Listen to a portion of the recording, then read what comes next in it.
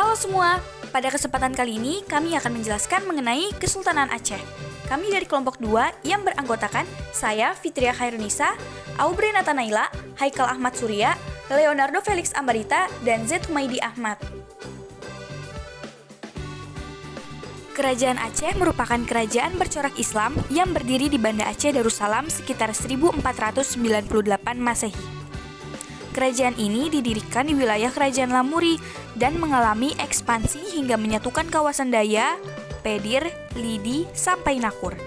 Kerajaan di Tanah Rencong ini terlahir dari gabungan dua kerajaan sebelumnya, yaitu Lamuri dan Aceh, atas dasar pernikahan antara Raja Lamuri dengan Putri Raja Aceh. Setelah resmi bergabung, kerajaan pun menciptakan kekuasaan baru dengan sebutan Kesultanan Aceh Darussalam.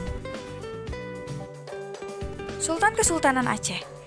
Sultan pertamanya yaitu Sultan Ali Mughayat Shah. Ia memerintah antara tahun 1514 sampai 1528 Masehi. Sultan Ali Mughayat Shah mulai memperluas kesultanan pada tahun 1520 Masehi. Beliau itu sultan yang hebat loh. Pada zaman pemerintahannya, Kesultanan Aceh berhasil menguasai daerah penghasil lada dan emas, yaitu Pasai, Deli, dan Arun. Kemudian sang sultan wafat pada tahun 1530 Masehi dan digantikan oleh putra sulungnya Sultan Salahuddin yang memerintah pada tahun 1528 sampai 1537 Masehi. Tapi sayang banget, Sultan Salahuddin tidak bisa memerintah dengan baik. Makanya pada tahun 1537 Masehi, ia digantikan oleh adiknya yaitu Alauddin Riayat Shah. Ia memerintah dari tahun 1537 sampai 1568 Masehi. Sultan Alauddin bergelar Al-Qahar, artinya sang penguasa, dan beliau menyebarkan agama Islam sampai ke Siak di Riau dan Minangkabau di Sumatera Barat. Selama pemerintahannya, beliau menjalin hubungan baik dengan Turki. Dampaknya adalah perwira Turki melatih tentara Aceh, bahkan sampai mengajarkan pembuatan meriam di Aceh, sehingga armada Aceh semakin tangguh, dan dengan kekuatan armadanya, Sultan Alauddin menggempur Portugis di Malaka sebanyak 3 kali. Sayangnya, usaha beliau gagal, dan Kesultanan Aceh pun melemah setelah beliau wafat. Yang menggantikan Sultan Alauddin adalah Sultan Iskandar Muda. Saat sang sultan naik tahta, wilayah kekuasaan Aceh semakin luas, hampir meliputi seluruh Sumatera kecuali Palembang dan Lampung yang dikuasai oleh Banten. Gak cuma sampai Sumatera, Kesultanan Aceh juga memperluas wilayahnya sampai semenanjung Malaysia dengan menaklukkan Johor pada tahun 1615, Pahang pada tahun 1617, dan Kedah pada tahun 1620 Masehi. Pada tahun 1629, Sultan Iskandar Muda pernah berusaha merebut Malaka juga loh dari Portugis. Tapi sayang banget, usahanya gagal soalnya Portugis memperalat Sultan Johor untuk menyerang Aceh. Oh iya, Kesultanan Aceh bukan cuma dikenal sebagai pusat perdagangan yang ramai loh, tapi juga pusat pengembangan agama Islam yang ternama saat itu. Ada banyak pujangga ternama seperti Hamzah Fansuri dan ulama Syekh Abdul Rauf Singkil. Beliau adalah orang pertama yang menerjemahkan Al-Quran ke dalam bahasa Melayu. Tapi, lagi-lagi setelah Sultan Iskandar Muda wafat pada tahun 1636, Aceh mengalami kemerosotan. Para penggantinya kurang mampu mempertahankan kebesaran kerajaan Aceh. Kedudukan Aceh yang sampai dijadikan salah satu kerajaan terbesar Asia Tenggara mulai melemah dan semakin mudah dipengaruhi oleh luar. Kesultanan Aceh Darussalam terus menjadi incaran asing ketika bangsa Barat mulai menguasainya dengan perjanjian Traktat London dan Traktat Sumatera. Sikap penguasa bangsa asing untuk mendapatkan Aceh menjadi lebih nyata, tepatnya pada 26 Maret 1873 saat Belanda menyatakan perang kepada Sultan Aceh. Perang Sabi berlangsung selama 30 tahun itu membuat Kesultanan Aceh berakhir. Sultan Aceh terakhir yaitu Sultan Muhammad Daud Shah terpaksa harus mengakui kedaulatan Belanda di Aceh. Setelah kejadian itu, wilayah Aceh masuk secara administratif ke Hindia Timur Belanda dan menjadi Hindia Belanda sebagai nenek moyang Indonesia.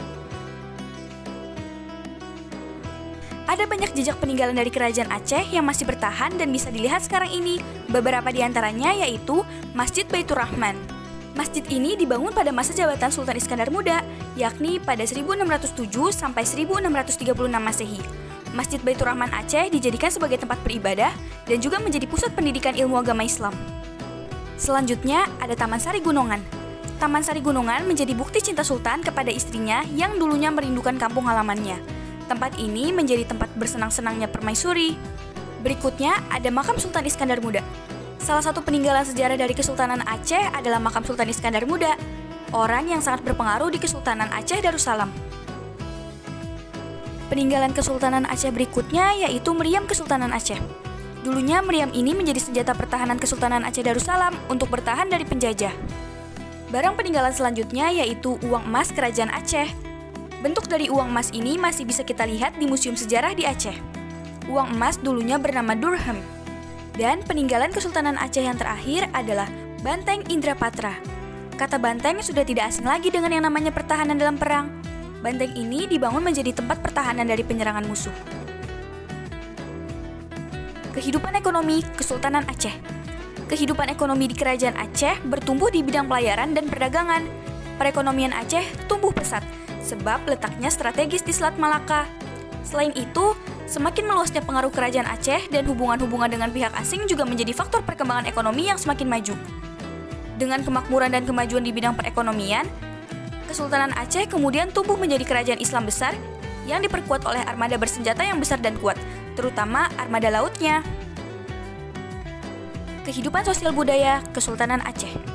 Selain di bidang perekonomian, pengaruh letak yang strategis membuat kehidupan sosial budaya di Kerajaan Aceh tumbuh pesat. Hal ini disebabkan karena interaksi dengan orang-orang luar seperti pedagang-pedagang dari Timur Tengah dan Eropa.